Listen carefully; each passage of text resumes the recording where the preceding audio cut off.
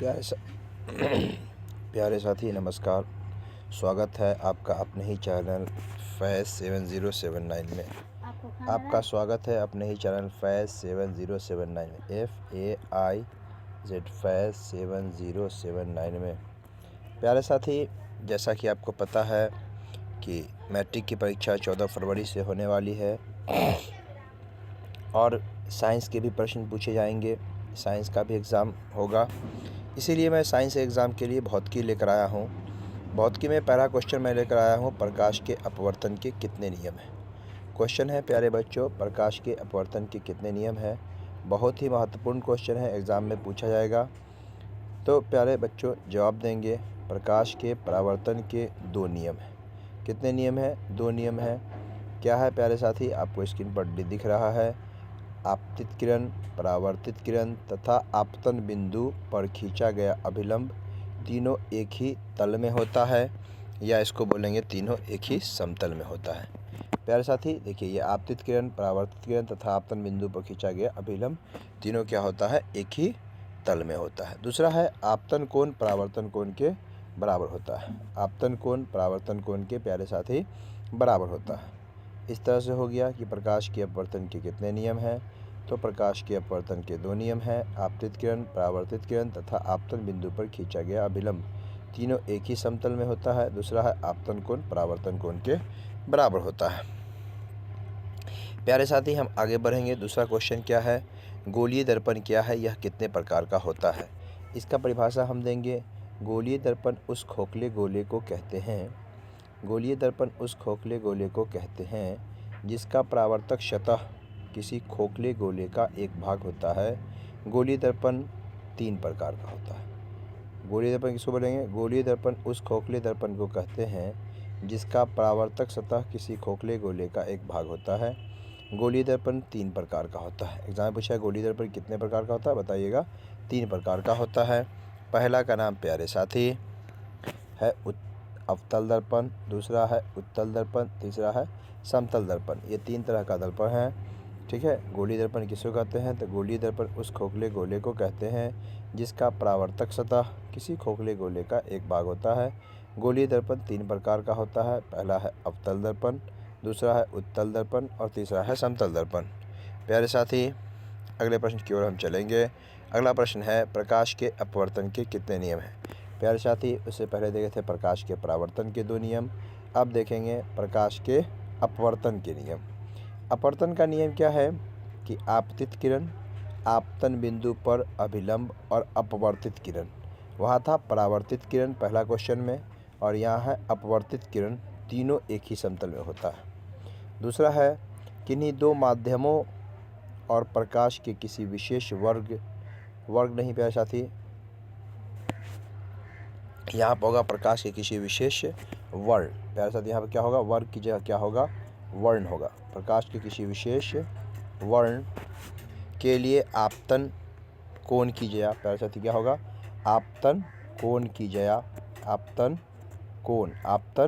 कोण की जया और अपवर्तन कोण की जया का अनुपात एक नियतांक होता है। ये आपको हो गया प्रकाश के अपवर्तन के नियम। प्यारे साथी अगले क्वेश्चन की ओर चलेंगे हम। अगला क्वेश्चन है उत्तल लेंस और अवतल लेंस। बहुत ही इंपॉर्टेंट क्वेश्चन है। उत्तल लेंस और अवतल लेंस में अंतर। प्यारे साथी पहला अंतर है उत्तल लेंस किनारों की अपेक्षा बीच में मोटा होता है। क्या बोलेंगे उत्तल लेंस के लिए? कि उत्तल लेंस किनारों की अपेक्षा बीच में मोटा होता है। पहला अवतल के लिए बोलेंगे कि अवतल लेंस किनारों की अपेक्षा बीच में पतला होता है। उत्तल लेंस बीच में क्या होता है? मोटा होता है। देखिए उत्तल लेंस का जो फोटो होता है वो इस तरह का होता है। ये हो गया प्यारे साथी उत्तल लेंस, तो बीच में देखिए मोटा है। और अवतल लेंस का जो फोटो होता है प्यारे साथी वो इस तरह से हो गया, तो बीच में क्या है? पतला है। प्यारे साथी उत्तल लेंस का क्या बोलेंगे? अगर परिभाषा ही पूछा बोलेंगे उत्तल लेंस किनारों की अपेक्षा बीच में मोटा होता है और अवतल लेंस किनारों की अपेक्षा बीच में पतला होता है। दूसरा बोलेंगे उत्तल लेंस के बारे में कि उत्तल लेंस प्रकाश को अभिसरित करता है। उत्तल लेंस प्रकाश को क्या करता है? अभिसरित करता है। और दूसरा बोलेंगे अवतल लेंस के बारे में, यह प्रकाश को अपसरित करता है। प्यारे साथी क्या बोलेंगे, प्रकाश को अपसरित करता है। तीसरा बोलेंगे उत्तल लेंस के बारे में, इसका फोकस वास्तविक होता है। उत्तल लेंस के बारे में क्या बोलेंगे, इसका फोकस वास्तविक होता है। और अवतल लेंस के बारे में बोलेंगे कि इसका फोकस काल्पनिक होता है। अगला क्वेश्चन जो बहुत इंपॉर्टेंट है, निश्चित रूप से आपके एग्ज़ाम में पूछा जाएगा, वह प्रश्न है कि दृष्टि दोष क्या है, यह कितने प्रकार का होता है। प्रश्न है दृष्टि दोष क्या है, यह कितने प्रकार का होता है। आइए दृष्टि दोष के बारे में जानते हैं। जब हमारी नेत्र किसी वस्तु को स्पष्ट प्रतिबिंब रेटिना पर बनाने की क्षमता खो देती है तो ऐसी कमी दृष्टि दोष कहलाती है। जब हमारी नेत्र, जब मेरा आँख जो है प्यारे से बच्चों, जब हमारी नेत्र मतलब हमारा आँख किसी वस्तु का प्रतिबिंब मतलब फोटो बनाने में सक्षम नहीं हो, मतलब क्षमता को खो दे, तो ऐसी कमी दृष्टि दोष कहलाती है। दृष्टि दोष की बात अगर की जाए तो यह मुख्यतः 3 प्रकार का होता है। मुख्यतः कितने प्रकार का होता है प्यारे साथी, आप 10वां वर्ग के लिए हैं तो कितने प्रकार का पढ़ेंगे, 3 प्रकार का होता है। पहला का नाम है निकट दृष्टि दोष, क्या नाम है प्यारे साथी, निकट दृष्टि दोष। दूसरा क्या नाम है प्यारे साथी, दूर दृष्टि दोष। और तीसरा का नाम है जरा दूरदर्शिता। ये 3 तरह के क्या होते हैं प्यारे साथी, दोष होते हैं। तो याद रहेगा कि जब हमारी आँख, ठीक है ना, किसी वस्तु का प्रतिबिंब बनाने की क्षमता खो दे, प्रतिबिंब न बना पाए, तो उसको हम क्या बोलते हैं, दृष्टि में दोष बोलते हैं। अब दृष्टि दोष जो होता है वो मुख्यतः कितने प्रकार का होता है प्यारे साथी, 3 प्रकार का होता है। निकट दृष्टि दोष, दूर दृष्टि दोष, जरा दूरदर्शी। हम जो भी क्वेश्चन पढ़ा रहे हैं यह निश्चित रूप से आपके साइंस के प्रश्न एग्जाम में आएंगे। उसका प्यारे साथी है प्रत्यावर्ती धारा एवं दृष्टि धारा में अंतर। प्रत्यावर्ती धारा और दृष्टि धारा में अंतर। देखिए प्यारे साथी, प्रत्यावर्ती धारा उसको बोलते हैं, जैसे मान लीजिए आपके घर में क्या है, प्रत्यावर्ती धारा और दृष्टि धारा में अंतर। प्रत्यावर्ती धारा प्यारे साथी किसको बोलते हैं, प्रत्यावर्ती धारा बोलते हैं जो हमारे घर में बिजली होता है। तो अब देखिए प्रत्यावर्ती धारा में धारा का मान तथा दिशा दोनों बदलता रहता है। देखिए धारा का मान कैसे बदलेगा बताते हैं आपको हम। आपके घर में जो इलेक्ट्रिक का लाइट है देखिएगा, वो कभी क्या होगा, बढ़ जाएगा, फिर कभी क्या होगा, कम जाएगा। तो इसको हम क्या बोलेंगे, प्रत्यावर्ती धारा। घर में जो हमारे पास है, पूछेगा घर में, एक नंबर यहाँ पूछेगा प्यारे साथी कि घर में जो आप बिजली आपूर्ति होती है वह धारा क्या है, तो बोलिएगा 220 वोल्ट प्रत्यावर्ती धारा है। बैटरी की धारा क्या है, वो दृष्टि धारा है। उसमें कहता है केवल धारा का मान बदलता है, यह एक ही दिशा में, ठीक है, धारा का मान बदलेगा और एक ही दिशा में क्या होगा, यह एकदम आराम से बैटरी क्या होगा, मतलब कि चलता रहेगा।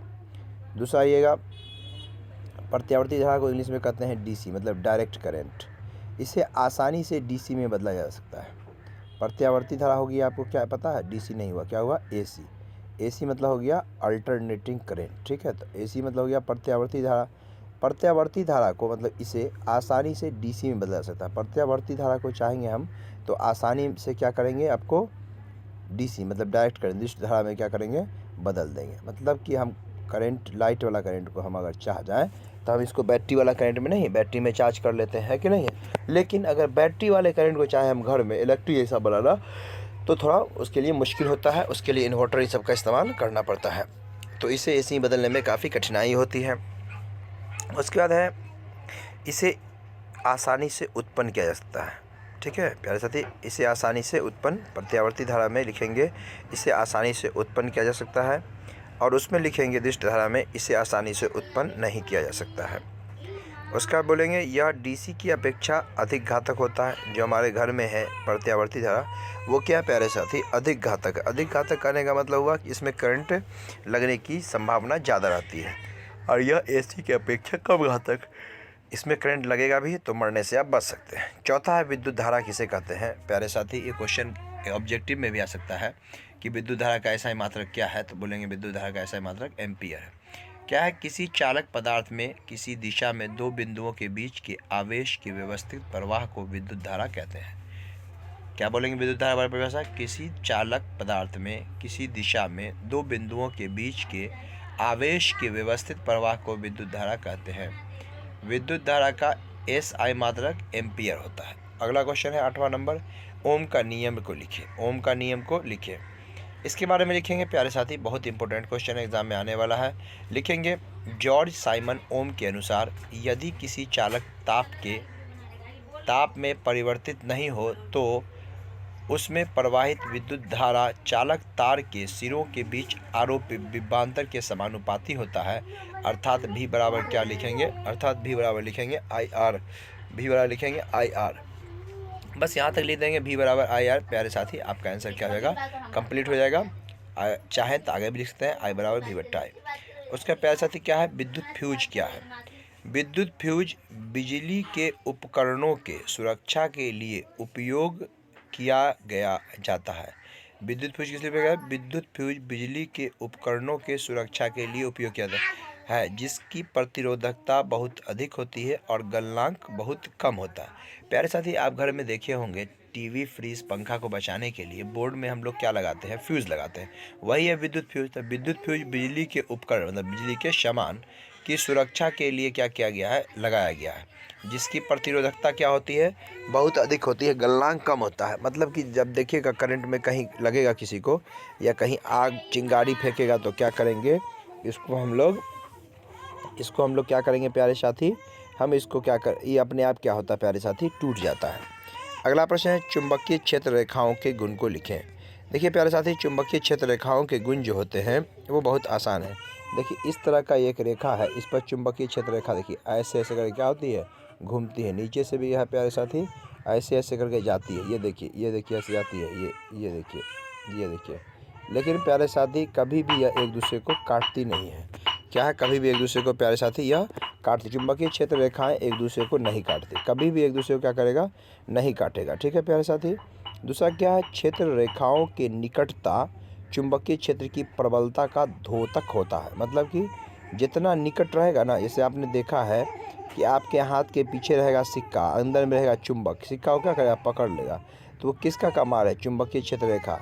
तो चुंबकीय क्षेत्र रेखा की निकटता चुंबकीय क्षेत्र की प्रबलता का द्योतक होता है। मतलब हो गया, जितना नज़दीक होगा उसका प्रबल, उसका ताकत क्या रहेगा, उतना ज़्यादा रहेगा। किसी चुंबक के चुंबकीय क्षेत्र में क्षेत्र रेखाएं सतत बंद वक्र होती है, ये याद कर लेंगे। ये रेखाएं काल्पनिक होती है, इसे हम देख नहीं सकते हैं। उसके बाद मैक्सवेल का दक्षिण हस्त नियम लिखें। ये क्वेश्चन भी बहुत इंपॉर्टेंट है प्यारे साथी, ध्यान रखेंगे। यदि धारावाही तार के दाएं हाथ की मुट्ठी में इस प्रकार पकड़ा जाए कि उंगली धारा की दिशा की ओर संकेत करती है, तो हाथ की अन्य उंगलियां चुंबकीय क्षेत्र की ओर व्यक्त करेंगी। प्यारे साथी, ये क्या हो गया आपको, मैक्सवेल का दक्षिण हस्त नियम। उसके बाद है एमीटर और वोल्टमीटर में अंतर। एमीटर के बारे में कहेंगे कि यह किसी विद्युत परिपथ में धारा की प्रबलता को मापता है, और इसके बारे में कहेंगे वोल्टमीटर के बारे में कि यह किसी विद्युत परिपथ में दो बिंदुओं के बीच विभवांतर को मानता है। फिर लिखेंगे एमीटर के बारे में, इसे श्रेणी क्रम में जोड़ा जाता है। वोल्टमीटर के बारे में लिखेंगे, इसे समांतर क्रम में जोड़ा जाता है। इसके बारे में लिखेंगे, इसका स्केल एम्पियर में अंकित रहता है, और इधर लिखेंगे इसका स्केल वोल्टमीटर में अंकित रहता है। प्यारे साथी, ये जो विभवांतर है इसका स्केल जो होता है वो एम्पियर में होता है। किस तरह का होता है, सो देखिए प्यारे साथी, ऐसा बना करके ऐसा होता है, बीच में क्या होता है, ये हो गया एम्पियर। और इधर वोल्टमीटर में क्या होता है प्यारे साथी, ऐसा रहेगा, ऐसा बना के भी रहेगा, भी यहाँ बना रहेगा प्यारे साथी, यहाँ पर हाँ, ये क्या होगा, भी होगा। ये एमीटर और वोल्टमीटर हो गया। ठीक है प्यारे साथी। अब हम लोग जानेंगे अगले क्वेश्चन के फ्लेमिंग के वामहस्त नियम क्या है। फ्लेमिंग के वामहस्त नियम क्या है, यदि हम अपने बाएं हाथ की 3 उंगलियां मध्यमा, तर्जनी तथा अंगूठे को परस्पर लंबवत फैलाएं कि यदि तर्जनी चुंबकीय क्षेत्र की दिशा तथा मध्यमा धारा की दिशा को दर्शाए, तब अंगूठा धारावाही चालक पर लगे बल की दिशा को व्यक्त करेगा। क्या कहेंगे फ्लेमिंग के वामहस्त नियम में, यदि हम अपने बाएं हाथ की 3 उंगलियां मध्यमा, तर्जनी तथा अंगूठे को परस्पर लंबवत फैलाएं कि यदि तर्जनी चुंबकीय क्षेत्र की दिशा तथा मध्यमा धारा की दिशा को दर्शाए, तब अंगूठा धारावाही चालक पर लगे बल की दिशा को व्यक्त करेगा। प्यारे साथी, अगले क्वेश्चन तरफ चलेंगे। किसी चालक तार का प्रतिरोध किन किन बातों पर निर्भर करता है। प्यारे साथी, इसका उत्तर देंगे, किसी चालक का प्रतिरोध निम्नलिखित, पहले लिखेंगे, यहाँ पर लिखा हुआ नहीं है लेकिन आप पहले लिखेंगे, किसी चालक का प्रतिरोध निम्नलिखित बातों पर निर्भर करता है। पहला हो गया तार की लंबाई पर, पहला क्या है, तार की लंबाई पर। दूसरा है तार की मोटाई पर। तीसरा है चालक तार के ताप पर। चौथा है चालक तार के पदार्थ पर। ये याद कर लेंगे। उसके बाद प्रकाश के वर्ण विक्षेपण से आप क्या समझते हैं। प्यारे साथी, क्या है क्वेश्चन, प्रकाश के वर्ण विक्षेपण से आप क्या समझते हैं। इसका मतलब लिखें, जब श्वेत प्रकाश की किरण कांच या प्रिज्म से होकर गुजरता है तो वह अपने 7 अवयवी रंगों में विभक्त हो जाती है। प्रकाश की इस घटना को प्रकाश का वर्ण विक्षेपण कहते हैं। देखिए प्यारे साथी, ये मान लीजिए प्रिज्म है। यहाँ से जब प्रकाश निकलेगी तो ये कितने रंगों में बटेगी? 1 2 3 4 5 5 6 7। तो ये 7 रंगों में बट जाती है, जिसे हम लोग प्यारे साथी क्या कहते हैं? प्रकाश का वर्ण विक्षेपण कहते हैं। आगे चलेंगे प्यारे साथी। अतिभारण क्या है? अतिभारण को हम लोग इंग्लिश में बोलते हैं ओवरलोडिंग। कभी कभी आपने देखा होगा घर में ओवरलोड हो जाता है, मतलब कि कोई सामान लगाते हैं आयरन और वो लाइट कट जाती है। लाइट अभी नहीं होता था, पहले ऐसा होता था कि लाइट कमज़ोर पड़ जाता था, सिंगल तार घर में आता था, तब जब अर्थिंग हम लोग घर में लगाते थे। तो अतिभारण विद्युत परिपथ में इस्तेमाल होने वाले तारों का चयन उनमें प्रवाहित होने वाली धारा के परिमाण के महत्व मान पर निर्भर करता है। यदि उपकरण की कुल शक्ति इस स्वीकृत सीमा के बढ़ जाए तो उपकरण आवश्यकता से अधिक धारा खींचते हैं, इसे हम अतिभारण कहते हैं। कोई उपकरण है, जैसे मान लीजिए घर में आपके फ्रीज है, उसको जितना करंट खींचना है उससे ज़्यादा करंट खा रहा है, तो उसको क्या कहेंगे? अतिभारण। कभी कभी ऐसा होता है मीटर को भी जितना रीडिंग करना है घर में है ना, तो उससे ज़्यादा कर लेता है, तो वो भी क्या हो गया? ओवरलोडिंग। ओवरलोडिंग के कारण बिजली बिल अधिक आता है। प्यारे साथी, अगला प्रश्न है लघुपतन से आप क्या समझते हैं? लघुपतन के बारे में प्यारे साथी जानेंगे क्या होता है। लघुपतन क्या होता है? कभी कभी तारों के विद्युतरोधी परत के खराब हो जाने से वे आपस के संपर्क में आ जाते हैं। ऐसे होने पर परिपथ में प्रतिरोध लगभग शून्य हो जाता है और परिपथ में बहुत अधिक धारा प्रवाहित होने लगती है। इसे लघुपतन कहते हैं। लघुपतन मतलब समझ रहे हैं? कभी कभी क्या होगा कि करंट जो है ना, 2 तार रहेगा, आपस में सट जाएगा, सट के चिंगारी मारेगा, इसको हम लोग क्या कहेंगे? लघुपतन कहेंगे। जीवाश्म ईंधन क्या है? जीवाश्म ईंधन के बारे में बोलेंगे तो सीधा सीधी ऐसा भी बोल सकते हैं कि जीवों से प्राप्त ईंधन को जीवाश्म ईंधन कहते हैं। लेकिन चलिए यहाँ पे जो लिखा वही पढ़ते हैं। करोड़ों वर्षों तक पृथ्वी की सतह में गहरे दबे हुए पौधे और पशुओं के अवशेषों द्वारा बने ईंधन को जीवाश्म ईंधन पूछेगा एग्जाम में। जीवाश्म ईंधन ऑब्जेक्टिव में भी, तो कोयला, पेट्रोलियम, ये क्या है प्यारे साथी? जीवाश्म ईंधन है। कोयला, पेट्रोलियम के बारे में क्या है? जीवाश्म ईंधन की परिभाषा क्या लिखेंगे? जीवों से प्राप्त ईंधन को जीवाश्म ईंधन प्यारे साथी कहते हैं। प्यारे साथी, अगले क्वेश्चन की तरफ चलेंगे। अगला क्वेश्चन है नाभिकीय संलयन क्या है? केमिस्ट्री में हम लोग आ चुके हैं। 2 हल्के नाभिक जुड़कर, या कोई भी 2 चीज़ जब जुड़ के एक बड़ा चीज़ बनेगा तो उसको क्या बोलेंगे? नाभिकीय संलयन। 2 हल्के नाभिक को जोड़कर एक बड़े नाभिक बनने या बनाने एक ही बात है कि प्रक्रिया को नाभिकीय संलयन कहते हैं। क्या कहेंगे परिभाषा नाभिकीय संलयन की? 2 हल्के नाभिक को जोड़कर एक बड़े नाभिक बनने की प्रक्रिया को नाभिकीय संलयन कहते हैं। अगला क्वेश्चन है 20 नंबर। गोलीय दर्पण की वक्रता त्रिज्या r तथा उसके फोकस दूरी में क्या संबंध है? गोलीय दर्पण की वक्रता त्रिज्या उसकी फोकस दूरी की दुगुनी होती है। संबंध क्या है? कि उसकी फोकस दूरी की दुगुनी होती है, जिसको हम r बराबर 2f भी बोलते हैं, या f बराबर r/2 भी बोलते हैं। या तो f बराबर r/2 बोलिए, या f बराबर r/2 भी बोल सकते हैं। f बराबर r/2 प्यारे साथी ये भी बोल सकते हैं, या आप बोल सकते हैं कि गोलीय दर्पण की वक्रता त्रिज्या उसकी फोकस दूरी की आधी होती है। अगले प्रश्न के साथ चलेंगे इसी तरह हम। अब है पोषण से आप क्या समझते हैं? कुछ बायोलॉजी के भी क्वेश्चन है यहाँ पे। पोषण से आप क्या समझते हैं? यह कितने प्रकार होता है? वह विधि जिसमें जीव पोषक तत्वों को ग्रहण करके उसका उपयोग करता है पोषण कहलाता है। हम उसको ग्रहण करते हैं, फिर उसका अपने शरीर में ले जाने के बाद क्या, उससे हमको एनर्जी मिलती है। पोषण मुख्यतः 2 प्रकार का होता है। एक होता है स्वपोषण और दूसरा क्या होता है प्यारे साथी? परपोषण। ठीक है। दूसरा क्वेश्चन है कि स्वपोषण और परपोषी, स्वपोषी और परपोषी में अंतर बताएं। स्वपोषी किसको बोलेंगे? वैसे जीव जो अपना भोजन के लिए दूसरे जीवों पर निर्भर न रहकर अपना भोजन स्वयं बनाते हैं, स्वपोषी। जो अपना भोजन स्वयं बनाएगा क्या कहलाएगा? स्वपोषी। जैसे पेड़ पौधे क्या है? अपना भोजन स्वयं बनाते हैं, तो पेड़ पौधे क्या है? स्वपोषी हैं। परपोषी वैसे जीव जो अपने भोजन के लिए दूसरों पर निर्भर रहते हैं, उसे क्या कहते हैं? परपोषी। जैसे मनुष्य भी है इसमें आपको क्या बोलते हैं, वो एक पेड़ के ऊपर देखते हैं अमरलत्ती होता है, वो है। पेट में कवक बैक्टीरिया होता है, वो है। प्यारे साथी, अगला क्वेश्चन है पारिस्थितिक तंत्र क्या है? बोलेंगे जीव मंडल के विभिन्न घटक तथा उसके बीच ऊर्जा और पदार्थ का आदान प्रदान सभी एक साथ मिलकर पारिस्थितिक तंत्र का निर्माण करते हैं। पूछिए पारिस्थितिक तंत्र क्या है? याद कर लेंगे प्यारे साथी, ये सब क्वेश्चन एग्जाम में आने वाले हैं। जीव मंडल के विभिन्न घटक तथा उसके बीच ऊर्जा और पदार्थों का आदान प्रदान सभी एक साथ मिलकर पारिस्थितिक तंत्र का निर्माण करते हैं। चौथा क्वेश्चन है बायोलॉजी का पर्यावरण क्या है। प्यारे साथी जवाब देंगे, किसी जीव के चारों ओर फैली हुई भौतिक या अजैव या जैव कारकों से निर्मित दुनिया जिसमें वह निवास करता है और उसमें वह प्रवाहित होता है, उसे क्या कहते हैं हम? पर्यावरण कहते हैं। अगला क्वेश्चन है प्यारे साथी, वायवीय श्वसन और अवायवीय श्वसन में अंतर लिखें। इस बार के लिए बहुत इंपॉर्टेंट क्वेश्चन है। वायवीय श्वसन, इसमें ऊर्जा का उत्पादन होता है। वायवीय श्वसन में क्या बोलेंगे? इसमें ऊर्जा का उत्पादन होता है। अवायवीय श्वसन में बोलेंगे इसमें ऊर्जा का उत्पादन नहीं होता है। वायवीय श्वसन में बोलेंगे यह वायु की उपस्थिति में होता है। अवायवीय श्वसन में बोलेंगे यह वायु की अनुपस्थिति में होता है। क्यों? क्योंकि अ है मतलब अनुपस्थिति, वायवीय मतलब उपस्थिति। इसमें ग्लूकोज का पूर्ण ऑक्सीकरण होता है। वायवीय श्वसन में क्या होता है? ग्लूकोज का पूर्ण ऑक्सीकरण होता है, जबकि अवायवीय श्वसन में ग्लूकोज का आंशिक ऑक्सीकरण होता है, मतलब थोड़ा सा। उसका पोषी स्तर क्या है? आहार श्रृंखला में कई स्तर पाई जाती है, हर स्तर में भोजन का स्थानांतरण होता है। आहार श्रृंखला में क्या है? कई स्तर पाए जाते हैं और हर स्तर में क्या होता है? भोजन का स्थानांतरण होता है। आहार श्रृंखला के इन्हीं स्तरों को पोषी स्तर कहते हैं प्यारे साथी। अगले क्वेश्चन चलेंगे हम लोग, जाइलम और फ्लोएम में अंतर लिखें। जाइलम, इसकी कोशिकाएं मृत होती है। जाइलम के बारे में कोई पूछा तो क्या कहिएगा? कि जाइलम की कोशिकाएं मृत होती है। फ्लोएम के बारे में क्या कहिएगा? इसकी कोशिकाएं जीवित होती हैं। जाइलम के बारे में कहिएगा यह जल एवं घुलित खनिज लवणों का स्थानांतरण करता है। फ्लोएम के बारे में कहिएगा यह खाद्य पदार्थों का स्थानांतरण करता है। उसका बोलिएगा इसमें जल एवं घुलित खनिज लवणों का बहाव ऊपर की ओर होता है, जाइलम में ऊपर की ओर।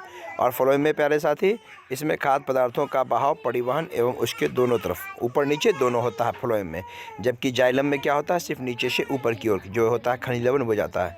उसका ग्लोमेरुलर फिल्ट्रेशन क्या है? प्लाज्मा के साथ सभी लवण, ग्लूकोज और अन्य पदार्थ भी छनना जो होता है छनते हैं। कोशिका एवं प्लाज्मा प्रोटीन ब्रोमेन सपूट की भित्ति के लिए अपारगम्य होते हैं।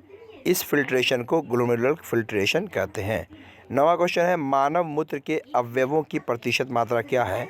इसका जवाब देंगे प्यारे साथी हम लोग किस तरह से सुनिए। मूत्र में साधारणतः जल, यूरिया तथा सोडियम क्लोराइड विद्यमान रहते हैं।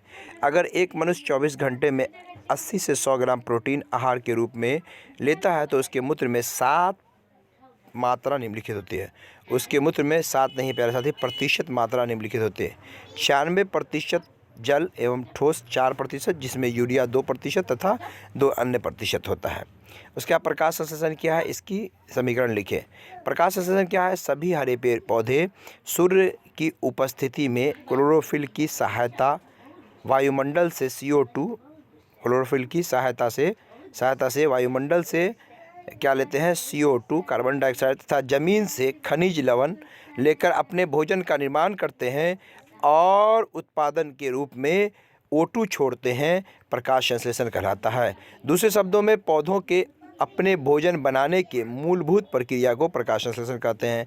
इसका समीकरण देख लिए क्या है? 6CO2 + 12H2O, सूर्य का प्रकाश, क्लोरोफिल। यहाँ एक चीज़ छूट रहा है, यहाँ एक तीर का निशान लगा दे प्यारे साथी तो अच्छा रहेगा। यहाँ पर तीर का निशान प्यारे साथी, प्रकाश संश्लेषण ऊपर में, सूर्य का प्रकाश ऊपर में, नीचे क्लोरोफिल।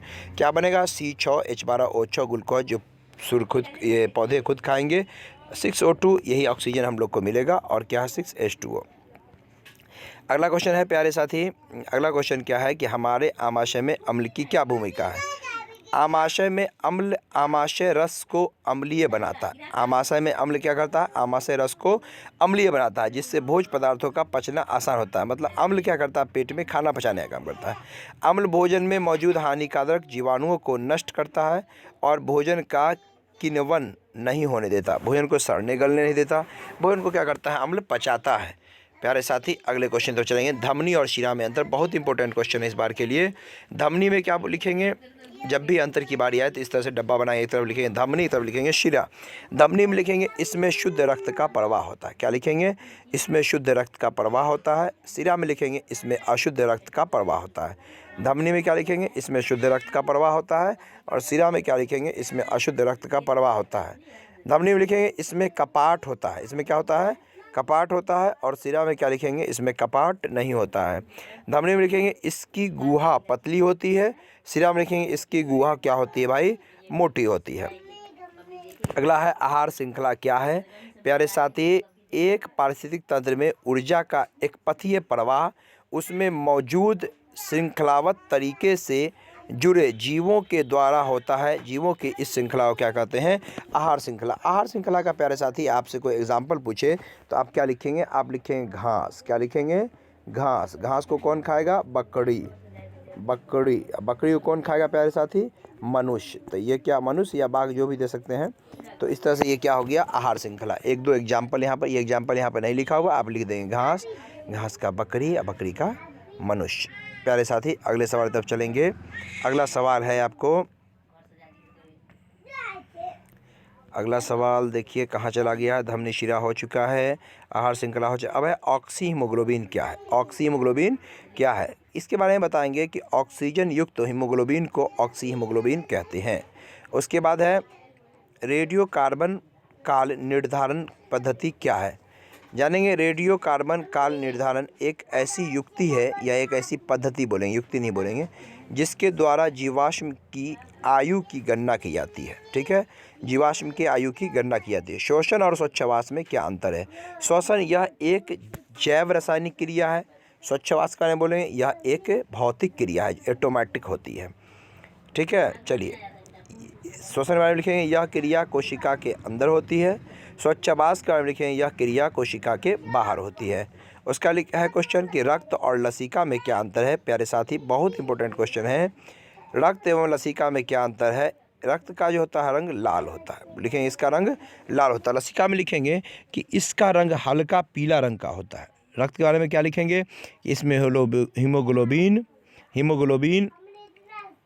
पाया जाता है, और लसिका के बारे में लिखेंगे इसमें हीमोग्लोबिन नहीं पाया जाता। दो ही अंतर लिखे काफ़ी है। उसके बाद प्रतिवर्ती चाप एवं प्रतिवर्ती क्रिया में क्या अंतर है? प्रतिवर्ती चाप का नहीं बोलेंगे कि न्यूरोनों में आवेग का संचरण एक निश्चित पथ के द्वारा होता है। इस पथ को प्रतिवर्ती चाप कहते हैं। और प्रतिवर्ती क्रिया में किसी उद्दीपन के प्रति तेज व अचानक की गई अनुक्रिया प्रतिवर्ती क्रिया। जैसे मान लीजिए कि आपका एक्सीडेंट कहीं हो रहा है तो अचानक से आप वहाँ से कूद के भागेंगे या कुछ प्रयास करेंगे, उसको कहें प्रतिवर्ती क्रिया। और जो आप हमेशा सोचेंगे कि एक्सीडेंट होने की वजह से हम गाड़ी धीरे चलाएंगे तो हो गया प्रतिवर्ती चाप हो गया। आइए मधुमेह की क्या है? मधुमेह के बारे में प्यारे साथी हम बताएंगे आपको कि मधुमेह किसको बोलते हैं। मधुमेह जो है प्यारे साथी, जो मनुष्य में चीनी की, अब ये क्वेश्चन आपका होमवर्क रह गया, आप बना के लाएंगे। चीनी की जो मनुष्य में बीमारी हो जाती है उसी को हम लोग क्या कहते हैं प्यारे साथी? मधुमेह कहते हैं। मधुमेह का इलाज जो क्या होता है वो इंसुलिन नामक इंजेक्शन से। एग्जामिया में आपसे पूछेगा कि मधुमेह के इलाज के लिए किस तरह का इंजेक्शन लिया जाता है, उसको क्या कहेंगे हम? चीनी का बीमारी। ये किसी को चीनी की बीमारी होती नहीं है, उसी को कहते हैं चीनी की बीमारी को मधुमेह। इसके लिए इंसुलिन नामक इंजेक्शन लिया जाता है। प्यारे साथी ये क्वेश्चन बहुत इंपॉर्टेंट है। जय हिंद, जय भारत, धन्यवाद। फिर मिलते हैं अगले वीडियो में, तब तक के लिए।